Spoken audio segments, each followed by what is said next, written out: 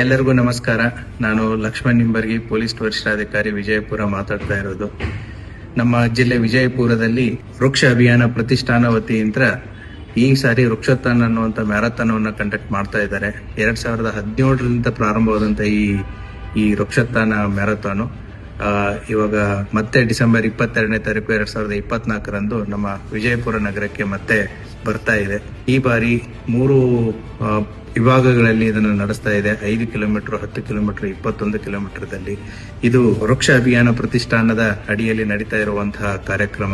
ಈಗಾಗಲೇ ಸುಮಾರು 1.5 ಕೋಟಿಗಿಂತಲೂ ಹೆಚ್ಚು ವೃಕ್ಷ ಬೀಜಗಳನ್ನ ಬಿತ್ತಿದ್ದಾರೆ. ಮುಂಬರುವಂತಹ ದಿನಗಳಲ್ಲಿ ಸುಮಾರು 5 ಕೋಟಿಯಷ್ಟು ಅದನ್ನ ಮಾಡಬೇಕು ಅನ್ನುವಂತ ಉದ್ದೇಶವನ್ನ ಈ ಪ್ರತಿಷ್ಠಾನ ಹೊಂದಿದೆ. ಪುರಾತನ ಕಟ್ಟಡಗಳ ಹೆರಿಟೇಜು ಇಲ್ಲಿ ಸಾಕಷ್ಟಿದೆ. ಸಾಕಷ್ಟು ರಾಜಮನೆತನಗಳು ಇಲ್ಲಿ ಆಳಿದಿದೆ. ಸಾಕಷ್ಟು ಪಾರಂಪರಿಕ ಕಟ್ಟಡಗಳು ಇದೆ. ಈ ಕಟ್ಟಡಗಳ ಪ್ರವಾಸೋದ್ಯಮ ಮತ್ತೆ ಈ ಕಟ್ಟಡಗಳ ಮಹತ್ವವನ್ನು ಸಾರುವಂತಹ ಈ ಮ್ಯಾರಥಾನ್ ಕೂಡ ಒಂದು ಇವೆಂಟ್ ಆಗಿದೆ. ಈ ಎಲ್ಲಾ ಹಿಸ್ಟಾರಿಕಲ್ ಬಿಲ್ಡಿಂಗ್ಸ್ ಗಳ ಮುಂದೆ ಈ ಮ್ಯಾರಥಾನ್ಗಳು ಎಲ್ಲ ಬಿಜಾಪುರ ಸಿಟಿಯಲ್ಲಿರುವಂತಹ ಎಲ್ಲ ಕಟ್ಟಡಗಳನ್ನ ಕವರ್ ಮಾಡಿ ಇದನ್ನ ಪ್ರವಾಸೋದ್ಯಮವನ್ನು ಕೂಡ ಬೆಳೆಸಬೇಕು ಅನ್ನುವಂಥ ಒಂದು ಉದ್ದೇಶದಿಂದ ನಡೀತಾ ಇದೆ. ಇದರ ಹಿನ್ನೆಲೆಯಲ್ಲಿ ಸಾಕಷ್ಟು ಜನಪ್ರತಿನಿಧಿಗಳು ಮತ್ತೆ ಮಂತ್ರಿಗಳು ಮತ್ತೆ ಶಾಸಕರುಗಳು ಮತ್ತೆ ಸಾಕಷ್ಟು ಬಿಜಾಪುರದ ಜನರು ಕೂಡ ಇದರಲ್ಲಿ ಭಾಗವಹಿಸಿದ್ದಾರೆ. ಇದು 5ನೇ ಬಾರಿಗೆ ಬಿಜಾಪುರ ನಗರದಲ್ಲಿ ಇದು ನಡೀತಾ ಇದೆ. ಈ ಬಿಜಾಪುರ ಬಗ್ಗೆ ನೀವು ಇತ್ತೀಚೆಗೆ ತಾವು ಕೇಳಿರ್ಬೋದು.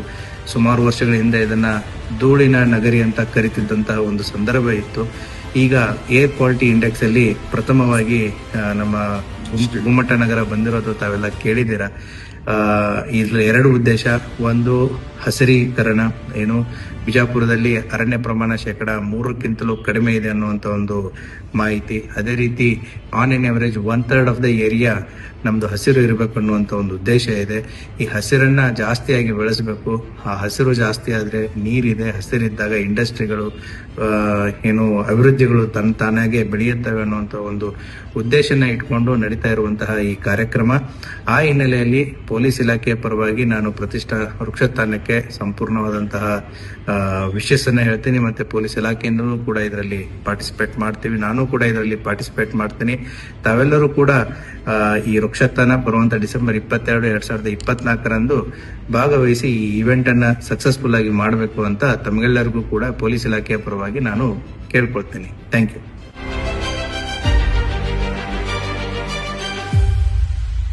ಕನ್ನಡಿಗರ ಮೆಚ್ಚಿನ ನಿಮ್ಮ AJ 24/7 ನ್ಯೂಸ್ ಕನ್ನಡ ವಾಹಿನಿ ಇದೀಗ ಟಿವಿಯಲ್ಲಿ ಲಭ್ಯ. ವೇಳೆ ನೋಟಿಸ್ ಕೊಟ್ಟಿದ್ರೆ ವಾಪಸ್ ತಗೋತೀವಿ. ಇವತ್ತು ವಕ್ಫ್ ಪ್ರಾಪರ್ಟಿ ಅಂತೇಳಿ ಬರ್ತದೆ ಅಂತ ಹೇಳಿದ್ರೆ ರೈತರ ಬೀದಿಗೆ ಬದಲು ಏನ್ ಮಾಡ್ಬೇಕಾಗತ್ತೆ? ಯಾರು ವೋಟ್ ಹಾಕಿಲ್ಲ ಅಂದ್ರೆ ಗ್ಯಾರಂಟಿನೆಲ್ಲ ಸ್ಟಾಪ್ ಮಾಡ್ಬಿಡ್ತೀವಿ.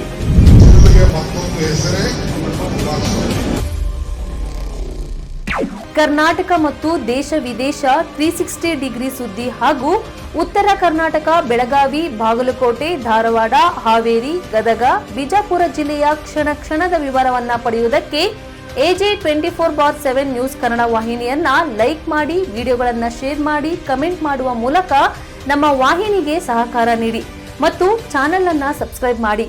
ಧನ್ಯವಾದಗಳು.